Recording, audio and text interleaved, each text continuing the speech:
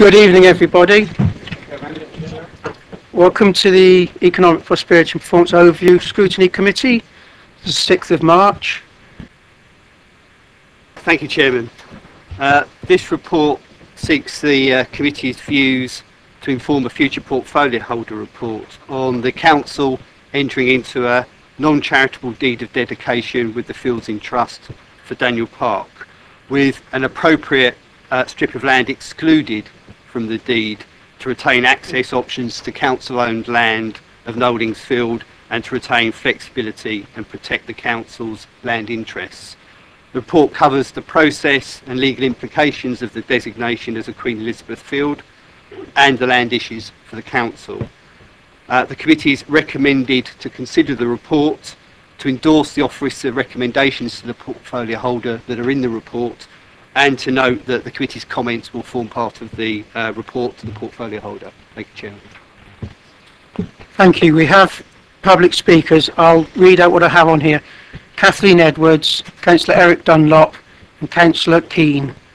The report before you recommends the putting aside of a democratic public vote by the people of Whitchurch for the whole of the Daniel Road Recreation Ground to be dedicated to the QE2 field.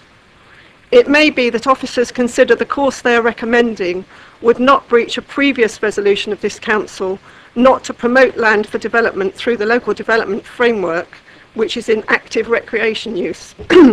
However, to retain land for an access road through Daniel Road as proposed in order to facilitate development on adjoining land would, in my view, be a breach of the earlier resolution. Excuse my sore throat. It would be a promotion and securing a site now in advance of the LDF, but by default and with no public consultation. Whilst the report recognises retaining land for an access road may reduce or even avoid the need to pay ransom and thus facilitate development on the adjacent council-owned land, the QE2 field challenge should not be hijacked for this purpose. The council is wearing too many hats. In relation to the dedication of the QE2 field, you should not be wearing a development or a planning hat. The hat I believe you should be wearing is as representatives of the people of Whitchurch in order to support our vote for the field, surely localism in its purest form.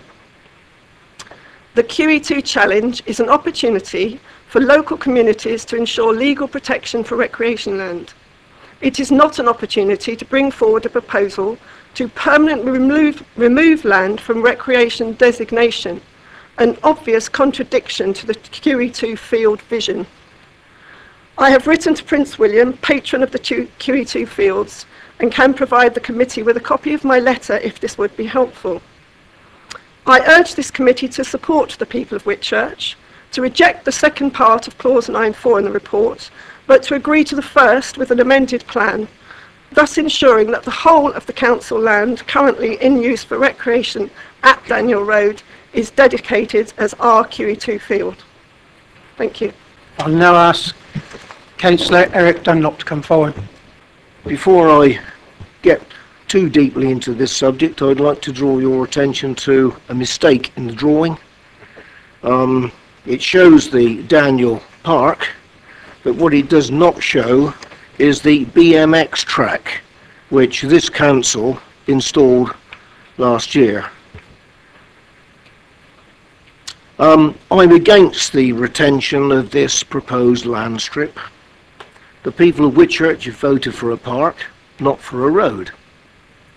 The officer's report states that this is needed for access to the land east of the Knowlings. The report states that the original planned access is too narrow. This is mentioned in paragraph 7.3.3.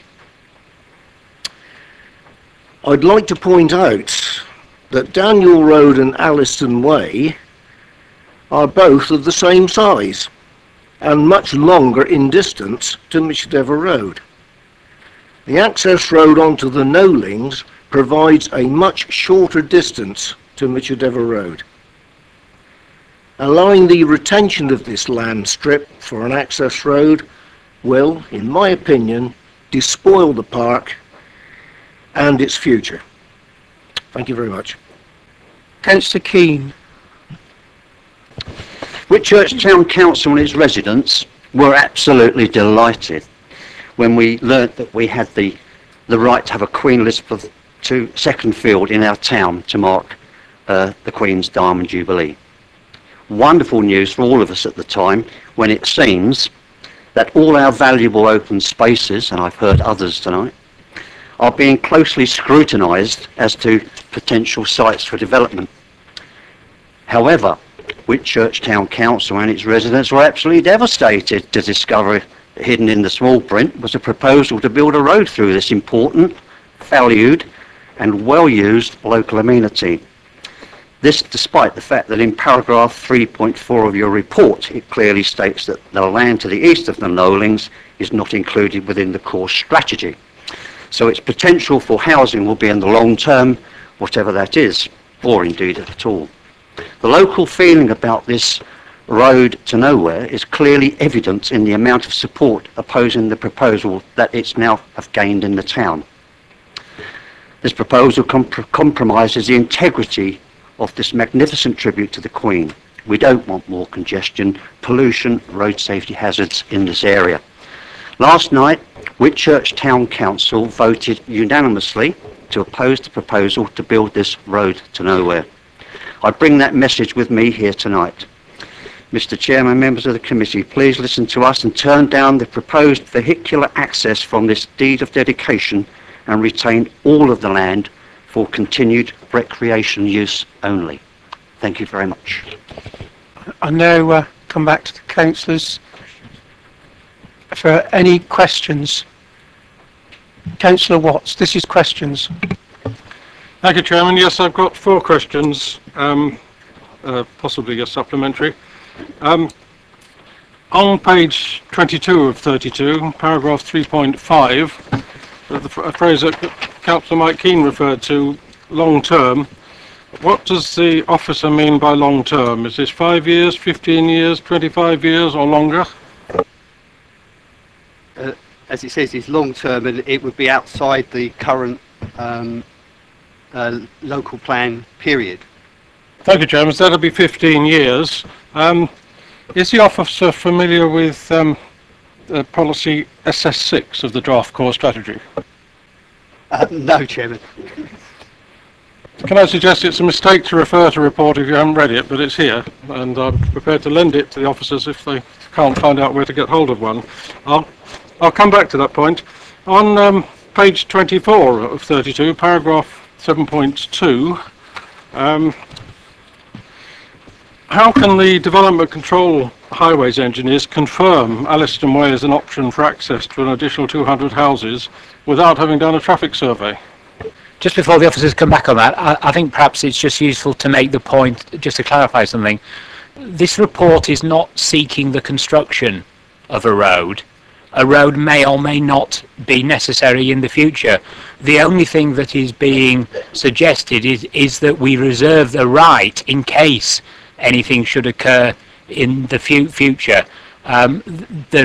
This report is not requesting anybody's authority to construct a road. It's purely reserving a right in case. I understand that very well, Chairman, but I'm merely asking questions of what's in the report. Isn't it reasonable to expect that the people who wrote the report can answer the questions? Thank you for the question, Councillor. As Mr. Guy just outlined, our Highways Development Control engineers have actually looked at that access as a potential option, one of many in the future. Obviously, further studies would have to be taken as and when and if that site was developed. But we are just merely reserving our right to potentially develop our land holding in the future, be it 15 years or 50 years or 500 years in the future. Thank you. What is wrong with the Knowlings estate as an access for maintenance for agriculture, which is what it's being used for at the present time? Again, I don't think we're passing judgment on any particular access, but it's about reserving options for the maximum flexibility for the council for the future. Councillor Park. Can we be advised on the day of the site visit with the fields in trust, who else attended? I haven't got that information at the moment. We'd have to get back to the committee. Perhaps I can help. The the day of the visit of Fields in Trust, the retention of the strip was not an issue, so they haven't visited the site with that in mind. Kevin? Yes, I think as I understand it, the Fields in Trust visited the site, and then there was a discussion with them after they'd visited the site, I believe over the phone. We're not proposing to build a road anytime soon. The hatched blue area will remain as a field for all intents and purposes. It will still be used as recreation.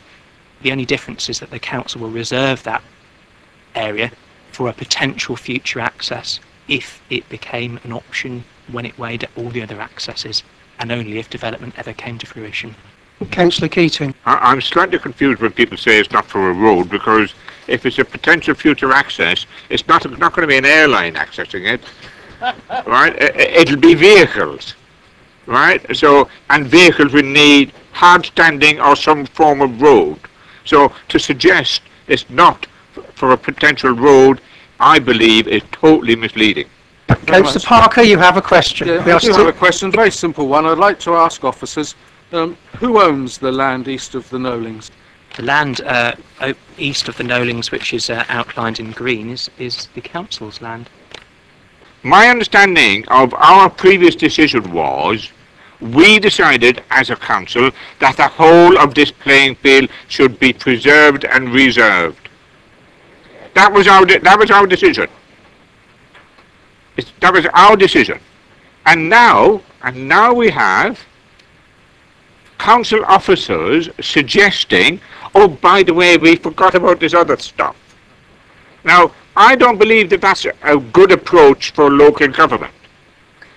Secondly, if we're going to preserve land for this particular purpose, for recreational purposes, why can't we do the same thing for the people who access Downgrange, where this council, by a majority of a particular party, I hasten to add, said we want to build houses on there. So I believe we should reserve and preserve the whole of this field, and if they want to access anything, they have to get helicopters. Thank you. Councillor Watts, the ward councillor. Can I first of all say that people of Whitchurch would be happy to support the preservation of Downgrange.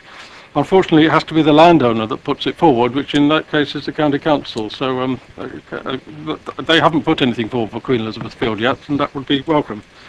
Now, I mentioned at the last full council meeting that Councillor Dunlop and I had been denied a meeting with the officers dealing with the deed of dedication, and now we all know why.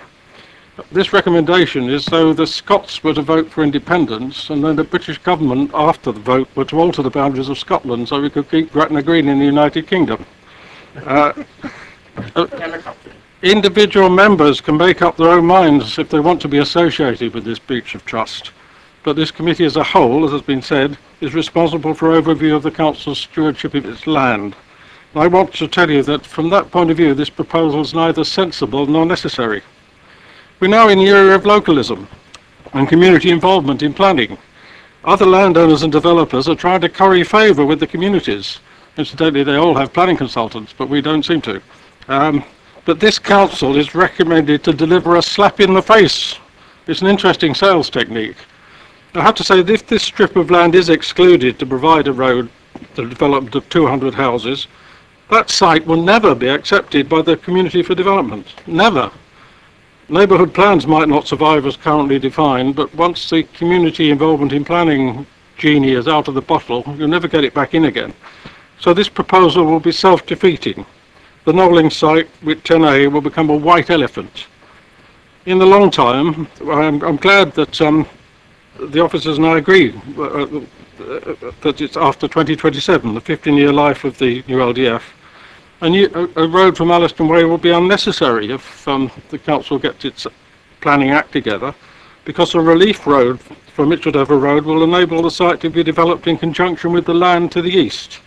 There'll be no need to pay for access if the two sites are developed as part of a single master plan, as is already happening for Blosswood Lane in Whitchurch. Unfortunately, the 2011 review of the SLA is not yet published, but it will include within it a site that will provide 2/3 of that road.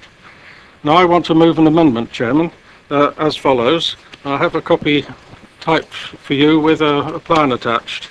To delete subparagraph 9.4 brackets 2, which is on the final page, and in what remains of the clause, after the words Daniel Road, to insert as defined at the time of the Fields in Trust ballot. And I would like to reply to the debate on this. Are you suggesting that land further to the east is in line for development to this field? Did I hear you right? What I'm saying is that there will be a direct bypass road access there, and the sensible way to develop the council's land is to do it in a joint master plan with the adjacent field. So we don't have to knock down houses in Mitchell Road, we don't have to run a road from the Elliston Way junction, we don't have to have 200 houses access through the Knowlings, and it would be in the long term as defined post 2027. The reason I asked about policy SS6 is that that provides, among other things, for a further 200 sites for a further 200 houses at 25 a year to be identified in Whitchurch, and I think the planning policy people agree with me that the only two candidates would be the site that's being discussed here and the one I've just introduced to you, which is New in the Schlar. I wasn't sure whether long term was being disingenuous or not. No, it's not that. It's ignorance. There is a potential, therefore, for this site to be selected in the next 5 years for development starting in 2019. Councillor Dunlop and I have made it quite clear that we think the other site brings far more benefits to Whitchurch, but I don't believe that this report will subsequently be construed as saying that the Property Services Department don't want to enter that competition. The effect of those words is to define it as per the original vote, and the plan that was attached to the amendment simply shows the whole site without anything excluded. So that is now the motion that we are talking to. As a councillor representing an adjoining ward to Whitchurch, I have to say I was delighted that Whitchurch achieved the great honour of winning the Queen Elizabeth II challenge, and I think that it would be inappropriate to seek to reserve this strip of land for future access. I think it's taking away something that the people of Whitchurch have accomplished. So I would not support the reserving of this strip of land. Councillor Round. I favour that we should keep that strip of land and our options open. It could be a wide footpath into the land one day. Who knows? Councillor Hussey. Removing this strip still leaves two other routes as shown in the paper, so it's not landlocked in that sense. And I would like the comment that Councillor Watts has made, that there is a third alternative. So that is really keeping your options open. You still have three access routes. And I am alarmed to hear of the process that's been adopted in dealing with this issue. It seems to me that if there was any further negotiation to be made or attempt to revise the original agreement, then that certainly should have been done. Protocol, I believe, would call for that to be done, with representation from the ward councillors, the Whitchurch, I believe it's a town council, representatives from the Whitchurch town council, and the working group that worked up this. This is not just an achievement for the residents of Whitchurch and not going to be available just solely for the residents of Whitchurch. This is a borough prize and should be seen as a borough prize. And I'll say no more. What appears to be in dispute, and please clarify if I've got it wrong, is that we have professional officers paid to look at issues to do the best for the borough. Everybody is happy to designate most of it. It's just that last tiny bit. And if we can keep a hovercraft entrance for it, if we don't want to put cars on it, then to me it seems as if we're keeping all our options open and supporting our professional officers. And I really don't like it when officers are being rubbished, basically, that all of us in this room are paying for. Chair, sorry, I have not rubbished officers. There's been no such thing, there's not been any negative criticism of officers. What I said was, if that is actually pointed to myself, was I am disappointed in the manner in which the particular purported and reported revision agreed by the trust, I'm disappointed in the way it was conducted. If we cannot question or query protocol or how something has been arrived at without the chair suggesting it's rubbishing officers, then it's a poor day. Noted. Councillor Watts, you had your hand up. Yes, it was on that point I wanted to respond, because I asked 4 questions arising from the report. It's not my fault if the officers didn't know the answers. But from time to time, Chairman, we have to assert that this council is run by the elected members. One such time, as Cathy Edwards said 3 years ago, this committee's predecessor took land in use for active recreation, including this site, out of the Schlar. Indeed, the portfolio holder did. There's a quote in the Basingstoke Gazette from the Chief Executive of Fields in Trust that indicates that she's been led to believe the proposed housing site would be without access unless this road is provided for. And I'm not surprised, because the council's legal officer told me the same thing when I phoned her up. There has been a campaign of misinformation concealed from the ward councillors, and I don't think we should well, I'm not going to leave that unsaid. Could Councillor Watts just clarify what he believes this campaign of misinformation is? Yes, explicitly that the statement that without this access the site would be landlocked, or as the land without an access. Mr. Guy. Yes, Chairman, I think the report is quite clear. I'm sure my colleagues will correct this. Nowhere in the report does it say that the site is landlocked unless an access is retained over this land. What the report is quite clear in saying that the council ought to reserve all its options for the future, because we don't know what is going to be the preferred option in the future. And I think the report is entirely clear on that, Chairman. Councillor West. Thank you, Mr. Chairman. Not connected to Whitchurch allows me a degree of objectivity about this, and I have to say I have a lot of sympathy for Whitchurch Town Council and the people of Whitchurch about their case regarding this contentious piece of land which is earmarked to be reserved, and the way I see this is very simple. It's a matter of whether or not, the way I'm going to vote is going to be dependent upon whether or not I believe that by not having this it will restrict the access to the land to the view that it will be detrimental to the borough. Councillor Keating. Having already dedicated this land in the form that the people wanted, we just have to use the other potential accesses. Full stop.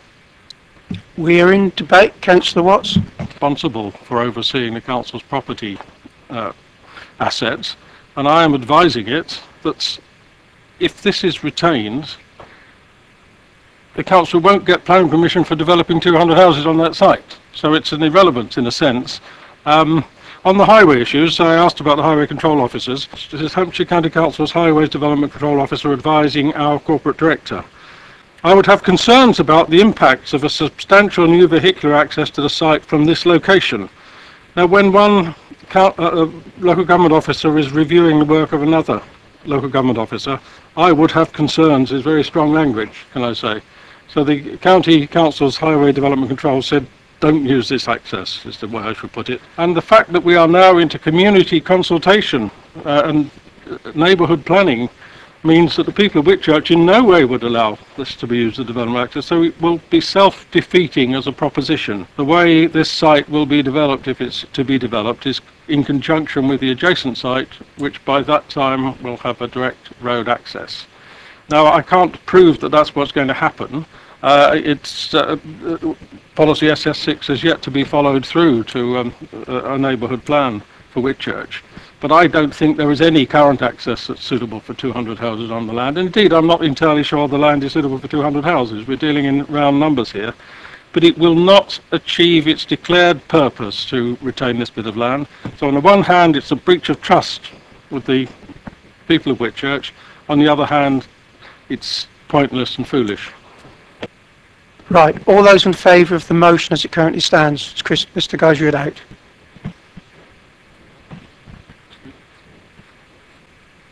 Mr. Guy. Chairman, I don't know if members want some comments recorded as well as that, or if they're happy that that motion is sufficient. Yeah. Yeah, that's fine. I thank everybody for taking the effort to come here. It's very good to see other members other than councillors turn up, even if it's not quite what I want to hear, but thank you for turning up.